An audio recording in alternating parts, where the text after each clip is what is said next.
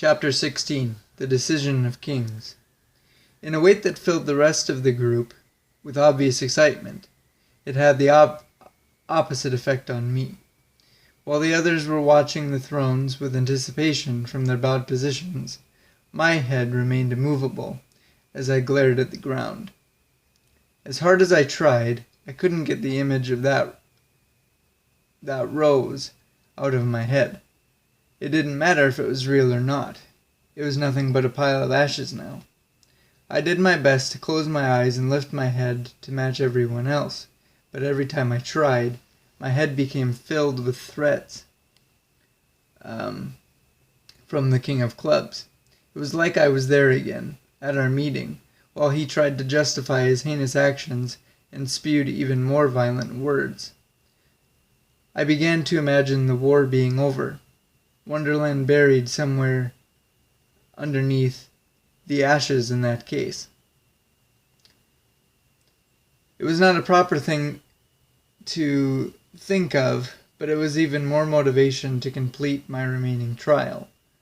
This terror in my head was soon soothed by the arrival of our awaited guests. What I would have expected to be some sort of grand entrance, if you will, was quite the contrary.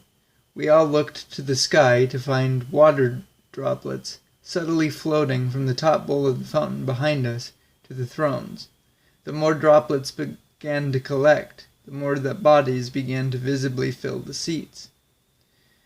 As they started to materialize from their feet up, it clicked just who it was that had come. You see, Wonderhaven, as the White Rabbit said, was a place of the dead. While I had reunited with some that I knew but had never met, and another who had passed from my world, I had yet to come face to face with the rulers of this domain, the King of Diamonds and the Queen of Hearts.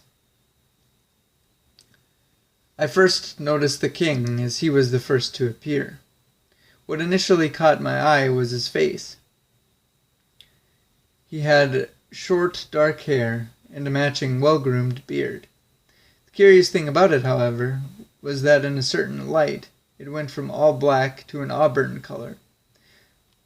This made his green eyes all the more familiar. It was as though the Red Queen herself had taken her seat on the throne. The only thing that separated them was the chrome crown on his head, with red diamonds around the band. The rest of his body was covered by his red velvet robe that was decorated with a silver-lined griffin, like the one on Alice's armor. The queen, who appeared in the throne to the right, was a petite and beautiful woman. With fair hair, pale skin, and blue eyes, she was a spitting image of her other daughter. On top of a modest beehive hairstyle sat a silver tiara. Like her husband, she also had a red velvet robe covering her body. Hers was decorated with a lovely assortment of silver-lined roses and hearts.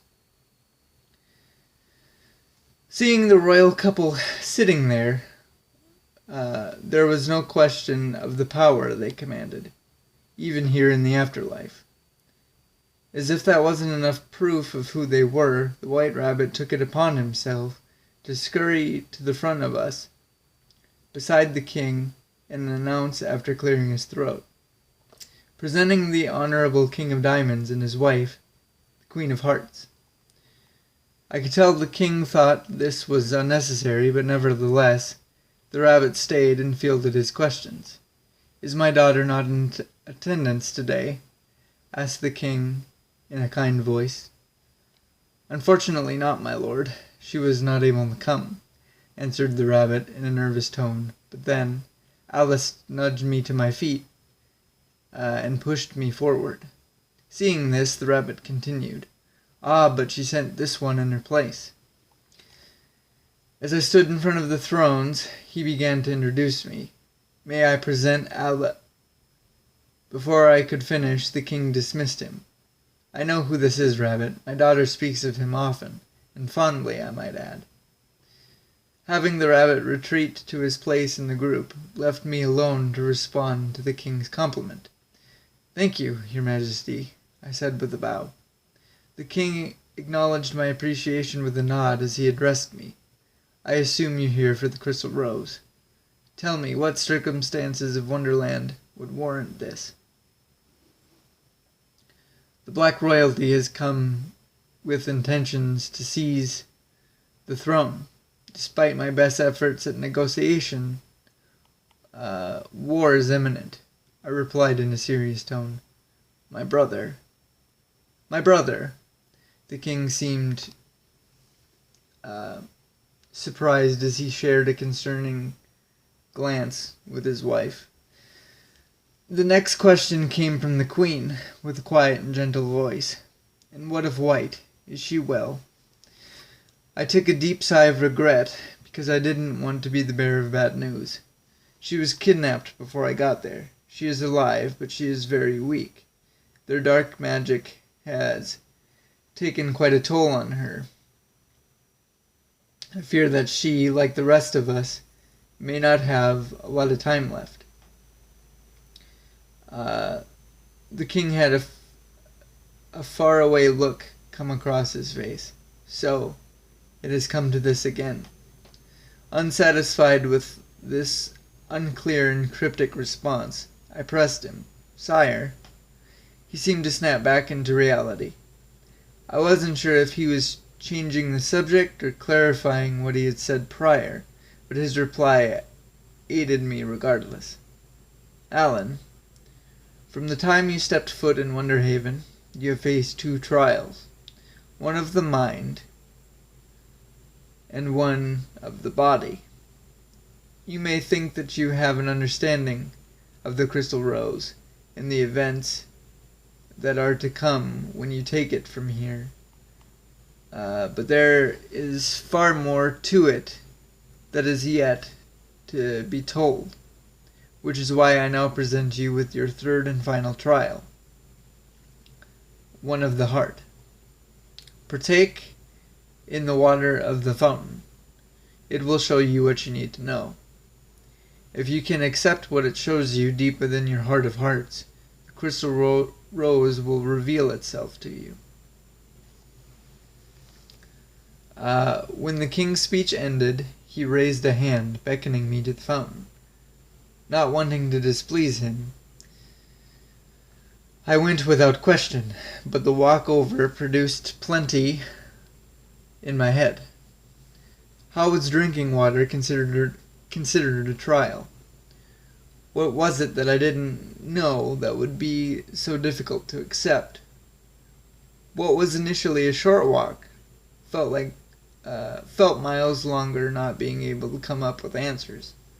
When I reached the fountain, I peered over the edge, over the middle bowl with caution. It was the purest water I'd ever seen, sparkling with such intensity. It was as if rays of the sun had come down from the sky to skate freely across the water's surface. Still, as inviting as it was, I refrained from sticking my hand in. "Go on, Alan," I heard Alice offer for reassurance. I knew she was right. I had to do this. Without another thought, I cupped my hands and proceeded to fetch a drink. The water was cold and light, lighter than air even. I held it in my hands for a moment, while its glimmer danced around my palm. I quickly threw back my hands and my head and let it pour down my throat. The refreshment lasted only a moment before I was gone. As odd as it may sound to you hearing that is exactly what happened. I vanished from my spot by the fountain and traveled through what seemed to be memories of the past. It was similar to the nightmares and visions I used to have, except I was completely awake.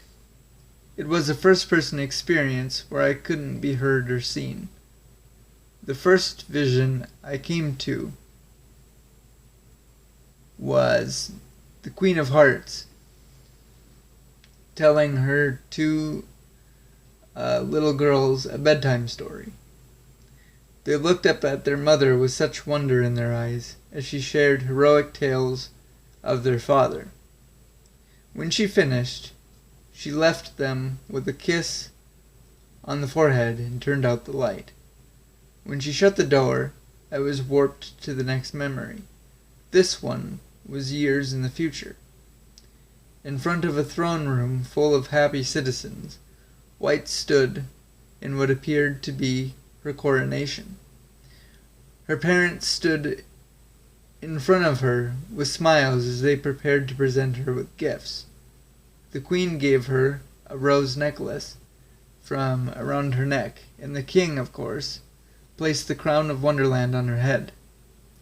A symphony of cheers and celebration echoed as I traveled to the final and most important of the visions.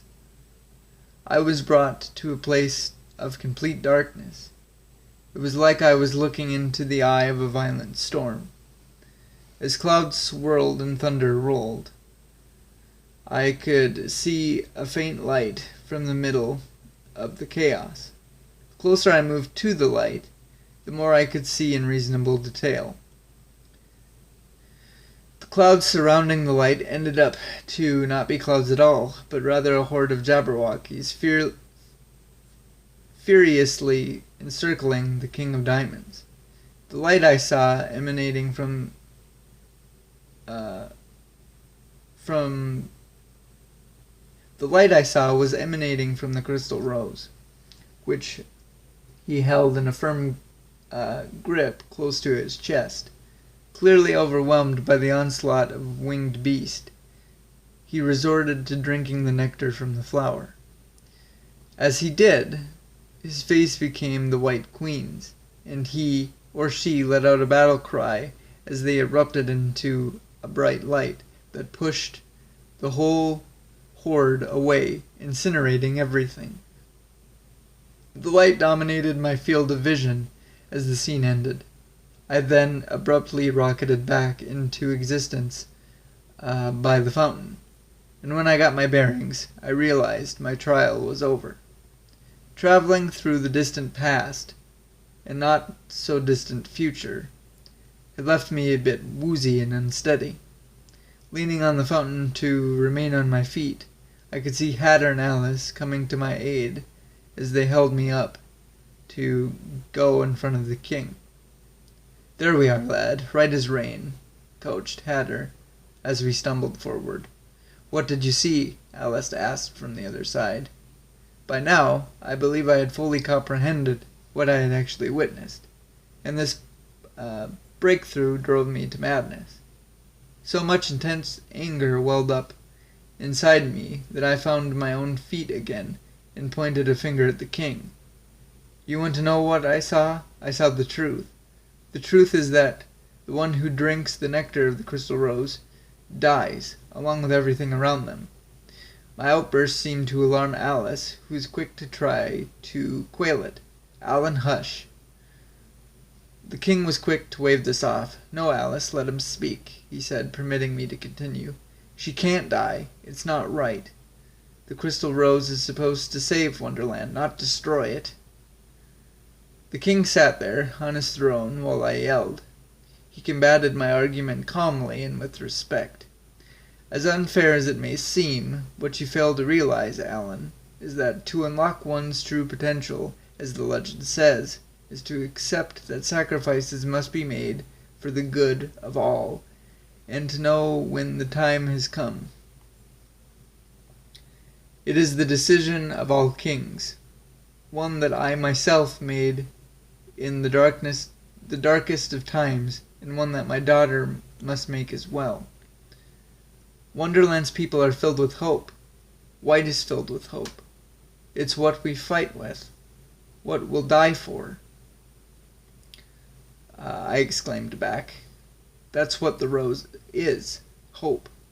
A hope for preserving Wonderland, so that it may see an age without darkness. Hope that centuries from now, under the watchful eye of kings and queens to come, Wonderland will flourish into many tomorrows. White knows that giving her life for her kingdom is a duty that only calls when there is no other way. Open your eyes, Alan. See beyond what you're feeling now. The fact is, she already made her choice before she even asked you to come here. She has no intention of any other outcome. The king's wisdom made me drop to my knees with tears gathering in my eyes. It's all right, the king comforted. Shed a tear or two. It weighs heavy on the heart. Now you see why it's the rose's final trial. Just then, he called out to Alice, asking her to retrieve the vorpal blade from where I dropped it earlier. When it was placed in his hands, he examined it closely, and then spoke to me as a father would a weeping child. This is a fine blade, a loyal one. It's a blade of heroes. You know, before it found its way to Alice and then to you, it belonged to me. It was my friend throughout many battles. Ones I'm sure are still mentioned on occasion. I placed my faith in it when it mattered most, just like White has placed hers in you. Just as this outcome is her duty, it is the Savior of Wonderlands to ensure it comes to pass without fail. I ask you now, Alan, do you accept this truth within your heart of hearts? I do, I replied, rising from the ground. Accepting my sword back and sheathing it. But I'm afraid I may have already failed. This time the queen spoke up. Whatever do you mean? She asked. Very curious. The visions reminded me of the key, the necklace from around White's neck. It's no longer with me, I answered sheepishly. The queen cracked a pleasant smile.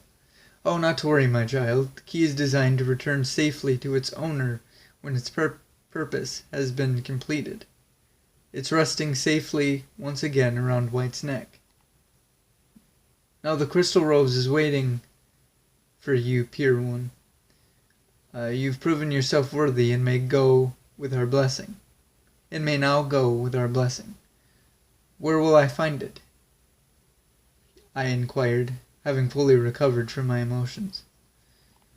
The queen picked up the glass case of ashes from the table, and after opening it, pulled out a handful. You will find it in the center of the maze. Go without worry or fear, my champion. Before I could even react verbally or otherwise, she proceeded to blow the ashes directly at me. They spread out and engulfed me completely, taking me away from where I was.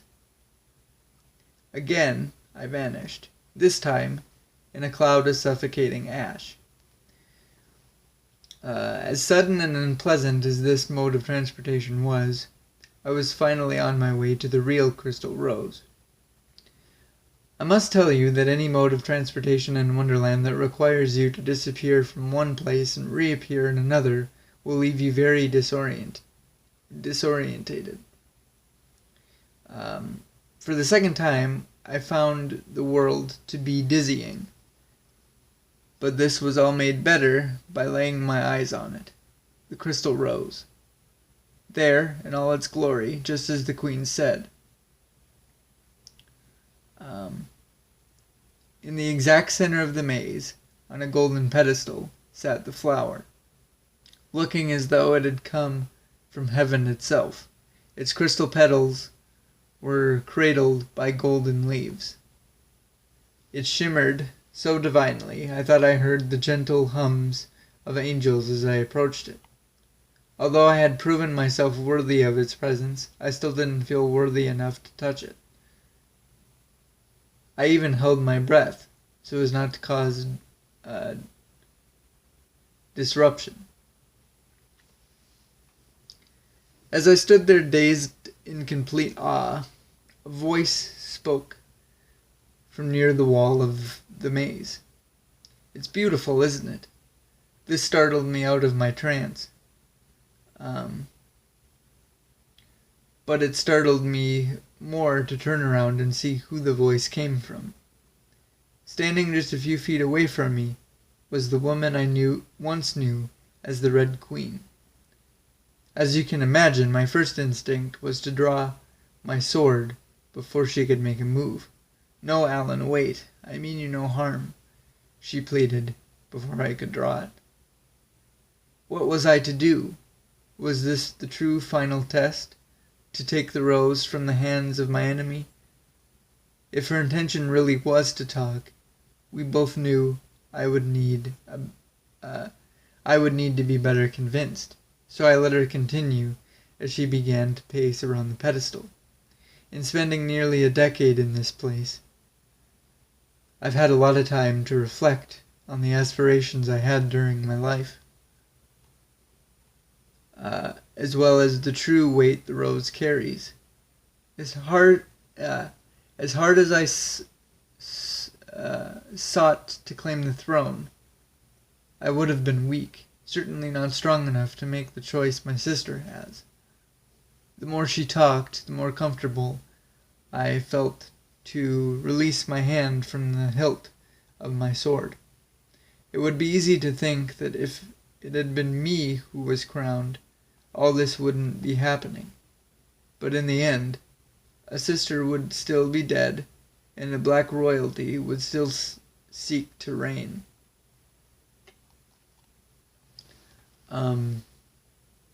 It was obvious that this wasn't the Red Queen that I used to know. Her voice was mellow and soothing. Her eyes were no longer callous. How everything went. White receiving the crown, my death, this moment between you and I. It's all part of a grander picture, she went on.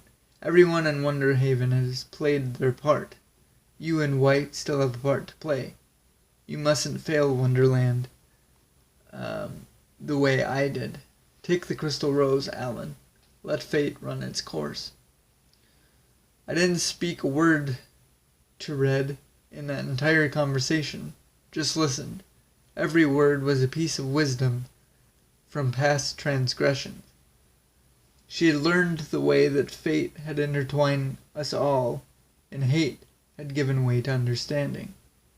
I picked up the rose gingerly and wrapped it in its leaves for protection. When they covered the rose, the leaves acted like a satchel sprouting straps so that I could carry it on my back. With everything set to go, the only thing left to do was make my way back to what surely would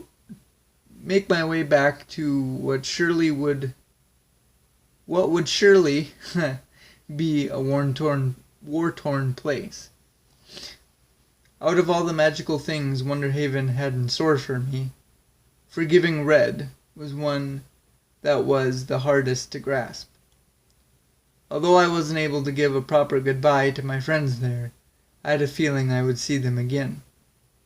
Having the rose in my possession filled me with the assurance that Hatter, Alice, the rabbit, the king and queen, and even Red would be with me in my heart of hearts when the winds of change started to blow. You know what? I'm going to stop this one here to be a little bit more uniform with the last chapter. Again, I know it's short, but it's the week of Christmas, and I'm just recording things whenever I have time, as quickly as I can, to get us through this book. But nevertheless, I'm going to stop this one here, guys. I hope you enjoy this little bit of a shorter chapter, definitely the shortest of the series so far. And until next time, we'll see you later.